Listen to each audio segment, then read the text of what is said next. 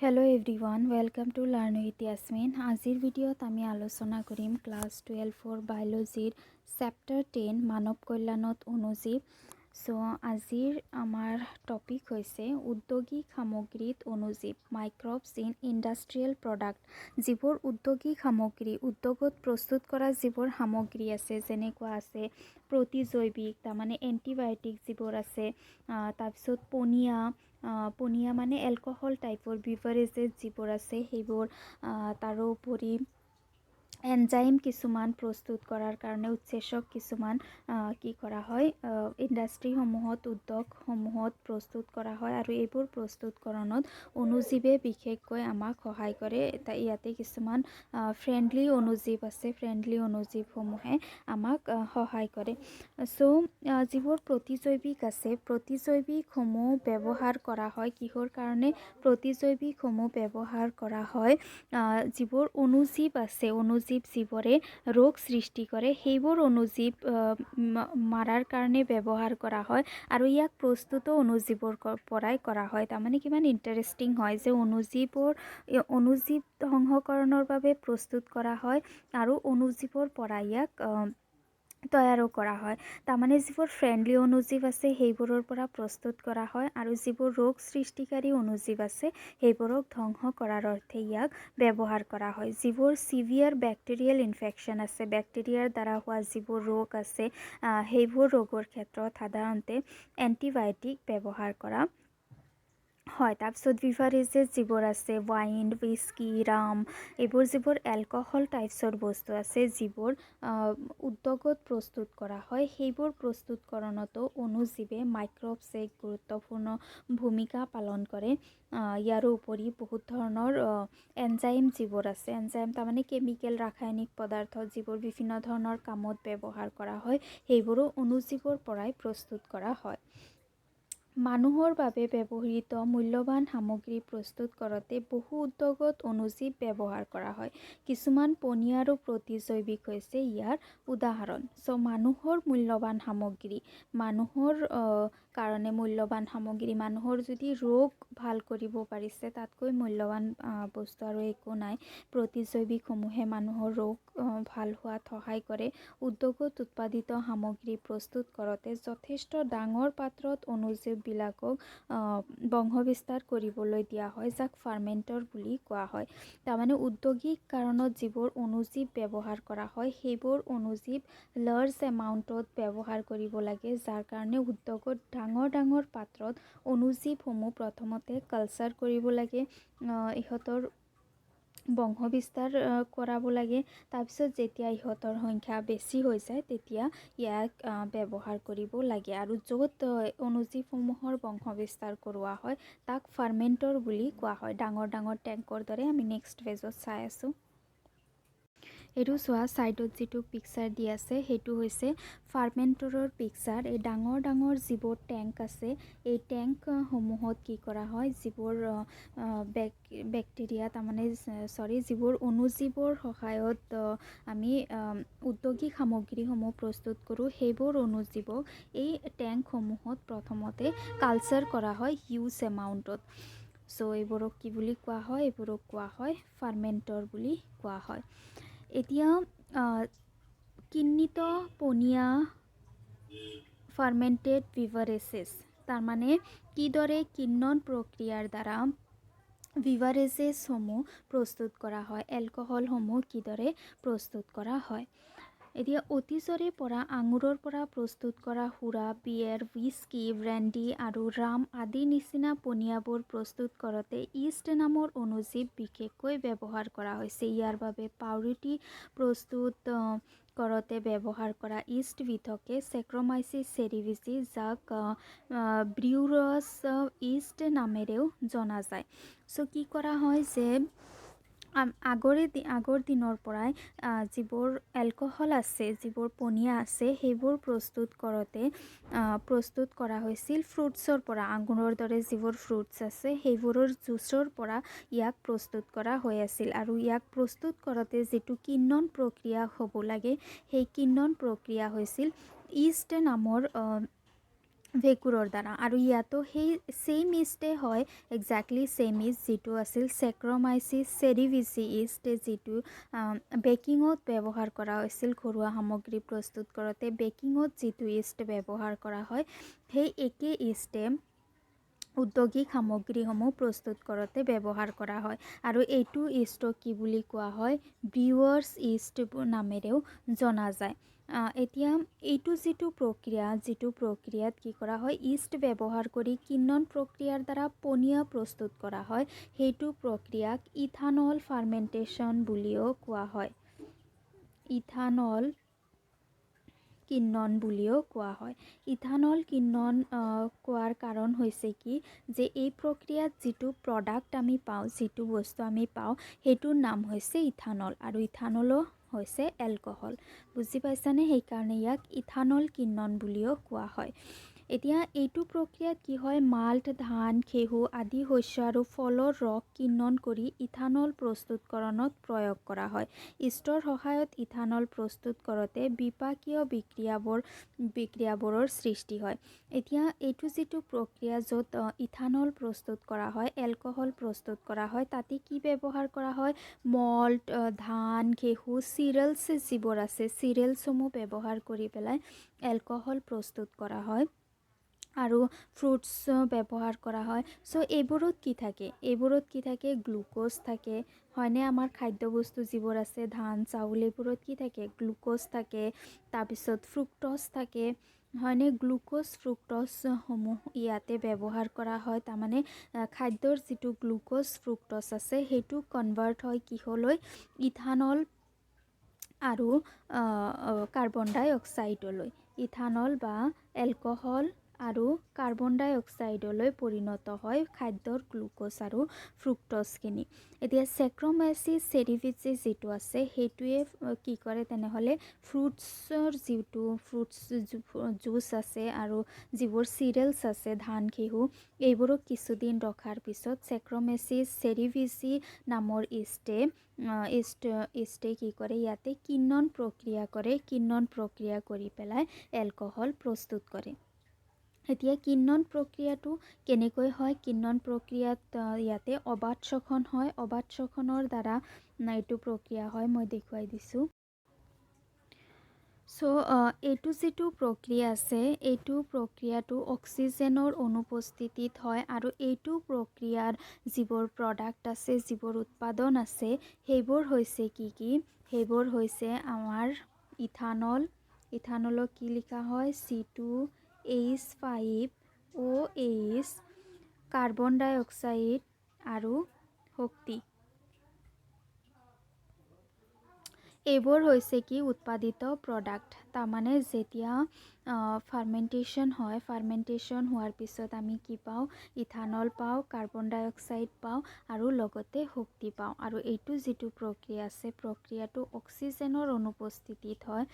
আৰু সেইকাৰণে ইয়াক কি বুলি কোৱা হয়, অবাত শ্বসন। অবাত শ্বসন যিটো আছে, আমি জানো যে অবাত শ্বসনত অক্সিজেনৰ কোনো ৰোল নাথাকে, অক্সিজেনৰ প্ৰয়োজন নহয়, অক্সিজেনৰ অবিহনে এইটো প্ৰক্ৰিয়া হয়। আৰু প্ৰক্ৰিয়াটোত কি হয়, যিবোৰ গ্লুক'জ ফ্ৰুক্ট'জ আছে, চিৰিয়েলছ, তাৰপিছত ফ্ৰুটছ, এইবোৰৰ যিবোৰ গ্লুক'জ আৰু ফ্ৰুক্ট'জ আছে, আমি লওঁ গ্লুক'জ C6H12O6, এইটো যিটো গ্লুক'জ আছে, সেইটো কিহত কনভাৰ্ট হয়, সেইটো কনভাৰ্ট হয় ethanol C2H5OH to C2H5OH plus 2CO2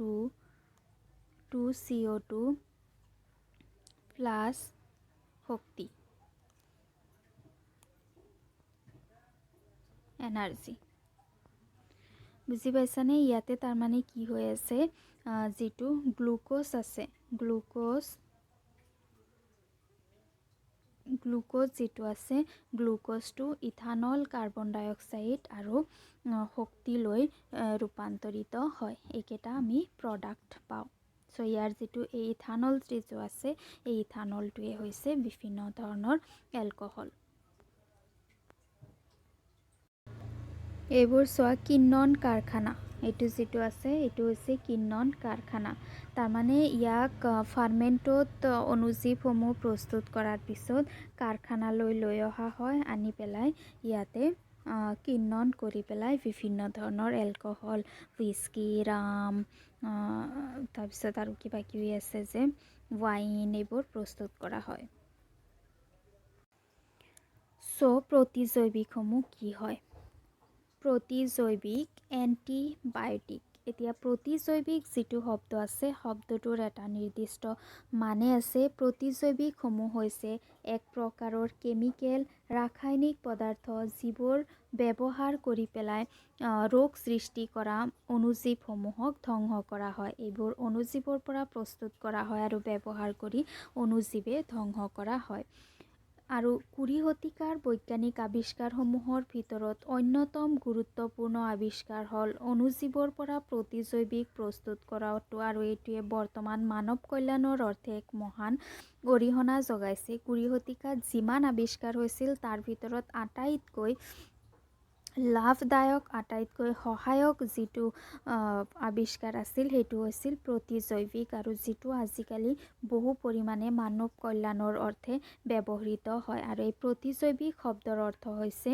antibiotic anti হৈছে এটা গ্ৰীক শব্দ আৰু এই শব্দৰ মানে হৈছে বিৰুদ্ধে এগেইনষ্ট এণ্টি মানে হৈছে এগেইনষ্ট বিৰুদ্ধে আৰু বায় শব্দৰ অৰ্থ হ'ল লাইফ বায় মানে হৈছে লাইফ তাৰমানে এইটো লাইফৰ এগেইনষ্টত লাইফৰ বিৰুদ্ধে যিবোৰ ৰোগ সৃষ্টিকাৰী অণুজীৱ আছে সেইবোৰৰ বিৰুদ্ধে ইহঁতে কাম কৰে সো ইয়াক কি কোৱা হয় জীৱনৰ বিৰুদ্ধে ৰোগ সৃষ্টিকাৰী অণুজীৱসমূহৰ জীৱনৰ বিৰুদ্ধে ইহঁতে কাম কৰে আৰু যিটো এণ্টিবায়'টিক আছে সেইটো পোনপ্ৰথমতে আৱিষ্কাৰ কৰিছিল এজন চাইণ্টিষ্টে যাৰ নাম হৈছে আলেকজেণ্ডাৰ ফ্লেমিং সো পোনপ্ৰথমতে যিটো প্ৰতিজৈৱিক সৃষ্টি হৈছিল তাৰ নাম হৈছিল পেনিচিলিয়াম আৰু প্ৰথম যিজন চাইণ্টিষ্টে ইয়াক প্ৰস্তুত কৰিছিল তেওঁৰ নাম হৈছে আলেকজেণ্ডাৰ ফ্লেমিং এইটো ৰোগ সৃষ্টিকাৰী জীৱাণু আৰু বীজাণুৰ ক্ষেত্ৰত প্ৰযোজ্য মানুহৰ শৰীৰৰ ক্ষেত্ৰত অৱশ্যে এইবিলাক জীৱসন্মত আৰু জীৱ বিৰুদ্ধে নহয় তাৰমানে মানুহক মাৰি নেপেলাই কেৱল ৰোগ সৃষ্টিকাৰী বীজাণুৰ ক্ষেত্ৰতহে এইবোৰ কি হয় জীৱনৰ বিৰুদ্ধে যুঁজে প্ৰতিজৈৱিকবিলাক এক ধৰণৰ ৰাসায়নিক দ্ৰব্য যিবিলাক কিছুমান অণুজীৱই সিহঁতৰ দেহৰ পৰা নিঃসৰিত কৰে আৰু সেইবিলাকে আন কিছুমান অণুজীৱ ৰোগ সৃষ্টিকাৰী অণুজীৱসমূহক ৰোধ কৰিব বা মাৰি পেলাব পাৰে সো যিবোৰ প্ৰতিজৈৱিক আছে এইবোৰ বহুত ইণ্টাৰেষ্টিং হয় সেইবোৰ অণুজীৱৰ দেহৰ পৰাই কিছুমান কেমিকেল কিছুমান ৰাসায়নিক পদাৰ্থ নিঃসৰিত হয় আৰু সেইবোৰে আন কিছুমান অণুজীৱ যিবোৰে ৰোগ সৃষ্টি কৰিব পাৰে সেইবোৰক ধ্বংস কৰি পেলায়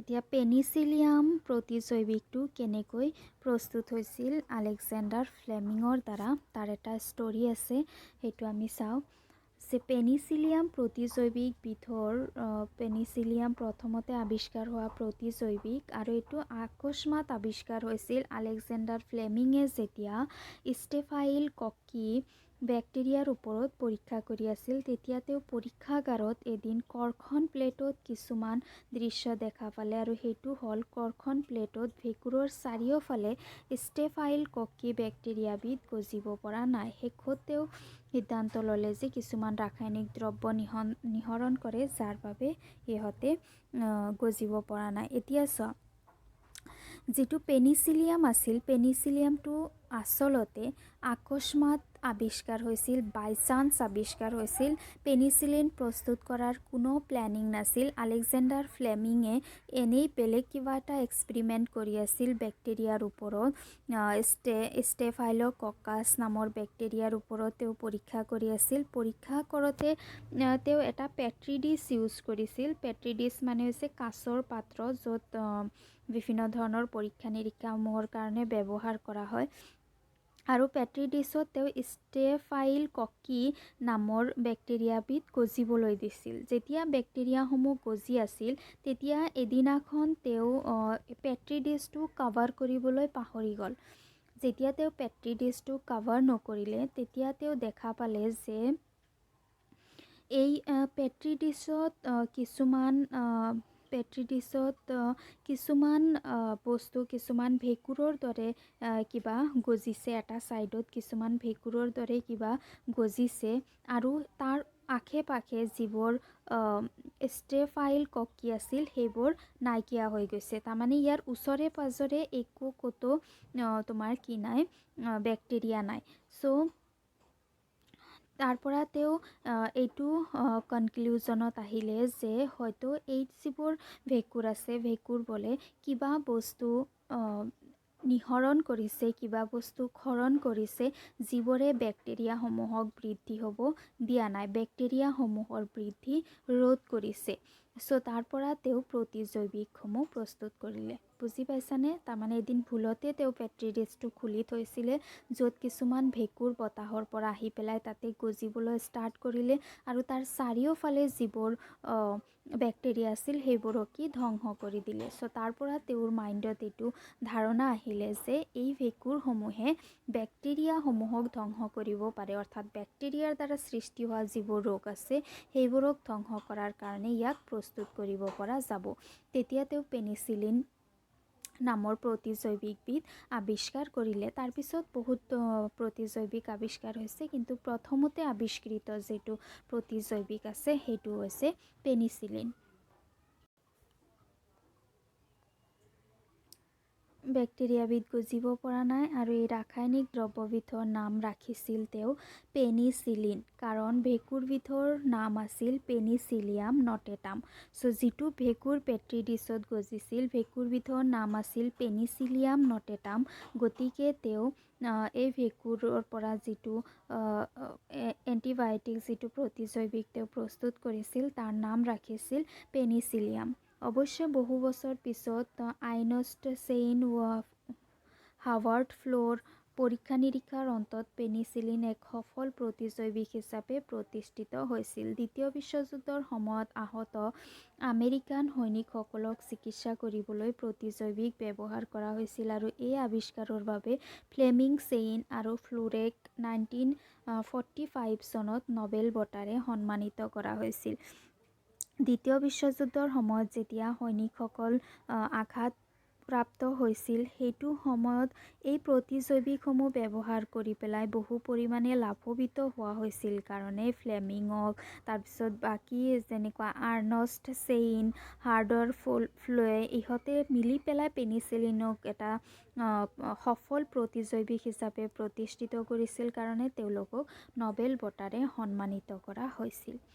পেনিচিলিনৰ পিছত অণুজীৱৰ পৰা আন প্ৰতিজৈৱিক প্ৰস্তুত কৰা আৰম্ভ হয়। তেনেকুৱা কিছুমান প্ৰতিজৈৱিকৰ নাম আৰু সেইবিলাকৰ উৎস ক'ব পাৰিবানে? চ' তোমালোকে এইবোৰৰ কিছুমান পেনিচিলিনৰ নাম আৰু সেইবোৰ কেনেকুৱা ধৰণৰ ভেঁকুৰৰ পৰা বা কেনেকুৱা ধৰণৰ অণুজীৱৰ পৰা সৃষ্টি কৰা হৈছে তাৰ এটা লিষ্ট বনাব পাৰা। কঠিন ৰোগ কিছুমান আছে, প্লেগ, হুপিং কাফ, ডিফথেৰিয়া, কুষ্ঠ আদি ৰোগ নিৰাময় কৰিব পৰা গৈছে প্ৰতিজৈৱিকৰ পৰা। যিবোৰ ৰোগ আগে সমগ্ৰ পৃথিৱীত লাখ নিযুত মানুহৰ জীৱন হানি কৰিছিল, বৰ্তমান আমি প্ৰতিজৈৱিকৰ দ্বাৰা ইয়াক ঠিক কৰিব পাৰোঁ। যেতিয়ালৈকে প্ৰতিজৈৱিক আৱিষ্কাৰ হোৱা নাছিল তেতিয়ালৈকে বেক্টেৰিয়াৰ দ্বাৰা যেতিয়া চিভিয়াৰ ইনফেকশ্যন হৈছিল মানুহৰ, তেতিয়া মানুহবোৰ মৰি গৈছিল। কিন্তু প্ৰতিজৈৱিক আৱিষ্কাৰ হোৱাৰ পিছত বেক্টেৰিয়েল ইনফেকশ্যনত আমি প্ৰতিজৈৱিক ব্যৱহাৰ কৰি পেলাই বহু পৰিমাণে নিজকে ৰক্ষা কৰিব পাৰোঁ। আজি ভিডিঅ'ত ইমানখিনিয়ে। ভিডিঅ' ভাল লাগিলে লাইক কৰিবা, ফ্ৰেণ্ডছৰ সৈতে শ্বেয়াৰ কৰিবা আৰু চেনেল ছাবস্ক্ৰাইব কৰিবা। Thank U.